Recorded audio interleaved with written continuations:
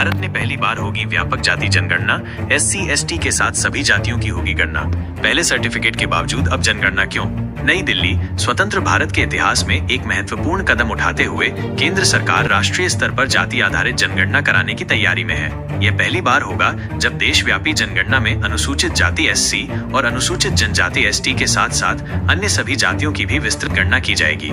इससे पहले की जनगणनाओं में SC और ST की जनसंख्या का डेटा तो एकत्र किया जाता रहा है, जैसा कि 1951 से 2011 तक की जनगणनाओं में देखा गया। जनगणना प्रपत्रों में SC और ST के विकल्प मौजूद होते थे और उनकी विशिष्ट जातियों व जनजातियों का नाम भी दर्ज किया जाता था। ब्रिटिश शासन के दौरान भी 1881 से 1931 तक जनगणना में जाति को शामिल किया गया था और 1941 में जाति आधारित डेटा एकत्र किया गया था, जिसे प्रकाशित नहीं किया गया।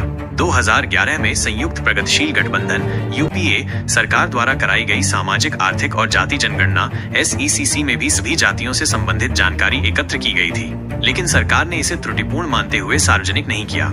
एक महत्वपूर्ण सवाल यह भी है कि जब देश में पहले से ही SC, ST और अन्य पिछड़ा वर्ग OBC के लोगों के लिए जाति प्रमाण पत्र जारी किए जाते हैं, तो अब इस व्यापक जाति जनगणना की आवश्यकता क्यों पड़ रही है? दरअसल ये प्रमाण पत्र व्यक्तिगत स्तर पर विशिष्ट व्यक्ति की जाति की पहचान और सरकारी योजनाओं तथा आरक्षण का लाभ प्राप्त करने के लिए बनाए जाते हैं, जबकि जनगणना का उद्देश्य एक व्यापक स्तर पर राष्ट्रीय और क्षेत्रीय स्तर पर विभिन्न जातियों की जनसंख्या और उनकी सामाजिक आर्थिक स्थितियों का समग्र डेटा एकत्र करना है।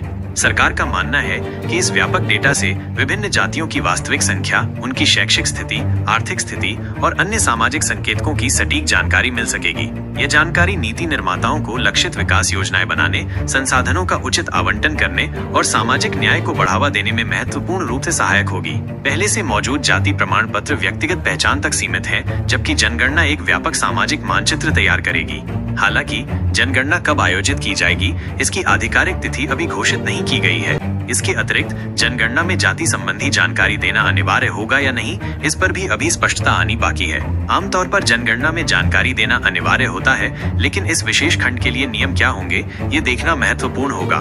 यह निर्णय देश में सामाजिक और राजनीतिक रूप से महत्वपूर्ण बहस को जन्म दे सकता है, क्योंकि जाति भारतीय समाज का एक जटिल और संवेदनशील पहलू रहा है। सरकार का मानना है कि इस जनगणना से प्राप्त आंकड़े विकास योजनाओं को अधिक प्रभावी बनाने में सहायक। समाचार नेशनल, राष्ट्र की आवाज। हर जरूरी खबर सबसे पहले पाने के लिए लाइक और सब्सक्राइब करें।